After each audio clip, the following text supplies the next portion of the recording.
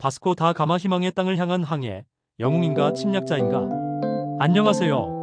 오늘은 인류 역사상 가장 위대한 탐험가 중 한 명이자 유럽에서 인도까지 직접 항해한 바스코 다 가마에 대해 이야기하려 합니다. 그는 어떻게 절망적인 바다를 건너 인도의 향신료를 차지하고 대항해 시대의 문을 활짝 열었을까요? 그의 극적인 삶의 전환점과 충격적인 사건들, 그리고 그를 둘러싼 논란들을 함께 살펴보겠습니다. 바스코 다 가마는 1460년대 포르투갈의 시누스에서 태어났다. 그의 가문은 하급 귀족이었지만 그는 어린 시절부터 항해에 대한 꿈을 키웠다. 당시 유럽인들은 동방의 향신료를 얻기 위해 육로를 이용해야 했다. 하지만 육로를 통제하는 이슬람 상인들 때문에 향신료의 가격은 천정부지로 치솟았다. 포르투갈은 새로운 항로를 찾아 아프리카를 탐험하기 시작했고, 이는 그의 인생에서 가장 중요한 전환점이 되었다. 그는 1497년 포르투갈 국왕 마누엘 1세로부터 인도까지 직접 항해하는 중대한 임무를 부여받았다. 당시 포르투갈은 콜럼버스가 서쪽으로 항해하여 신대륙을 발견한 이후 스페인과의 경쟁에서 뒤처지고 있었다. 마누엘 1세는 이 항해를 통해 포르투갈의 영광을 되찾고 막대한 부를 얻으려 했다. 바스코 다 가마는 4척의 배와 170명의 선원을 이끌고 리스본을 떠났다. 그의 목표는 미지의 바다를 건너 인도로 가는 길을 찾는 것이었다. 그의 항해는 시작부터 고난의 연속이었다. 그는 아프리카 서해안의 거친 폭풍우와 싸워야 했다. 그는 당시의 탐험가들이 아프리카 해안을 따라 항해했던 것과 달리 대서양의 바다 한가운데로 나아가 남쪽으로 향했다. 이처럼 그는 미지의 바움을 감행하는 용기를 가지고 있었다. 그는 항해 중 괴열병과 굶주림으로 인해 많은 선원들을 잃었다. 그는 매일 선원들에게 신이 우리를 인도할 것이라고 말하며 용기를 잃지 않았다.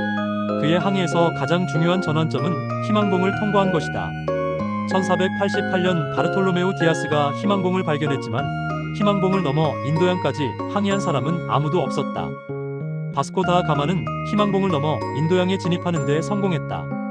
이 순간은 인도로 가는 바닷길이 열린 역사적인 순간이었고 인류의 무역 지형도를 완전히 바꾸어 놓았다. 하지만 그의 삶은 영광뿐만 아니라 무자비한 폭력과 학살이라는 비난을 받기도 한다. 그는 인도에 도착한 후 칼리쿠트의 왕에게 향신료 무역 독점권을 요구했다. 하지만 칼리쿠트 왕은 이를 거부했고 바스코 다 가마는 무력을 사용했다. 그는 칼리쿠트 상선들을 무자비하게 공격했고 선원들을 죽이고 배를 불태웠다. 그는 1524년 세 번째 항해에서 이슬람 순례선에 불을 질러 수많은 순례자들을 살해했다. 이처럼 그는 위대한 탐험가인 동시에 무자비한 침략자이자 살인자였다. 또 다른 충격적인 일화는 그의 항해 일지에 대한 것이다. 그의 항해 일지에는 자신이 저지른 학살에 대한 내용이 상세하게 기록되어 있다. 그는 자신의 행동을 신의 뜻이라고 합리화했고 자신의 행동에 대한 죄책감을 느끼지 않았다.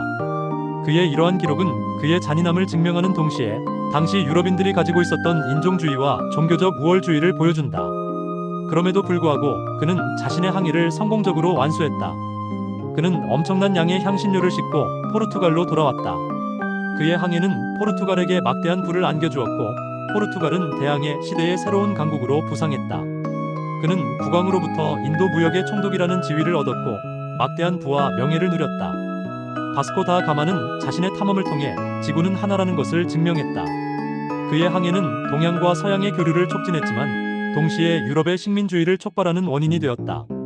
그의 삶은 탐험과 정복, 영광과 폭력이 어떻게 공존하는지를 보여주는 복합적인 드라마였다. 그의 이야기는 오늘날까지도 우리에게 영웅과 악당 사이의 모호한 경계에 대한 깊은 질문을 던진다.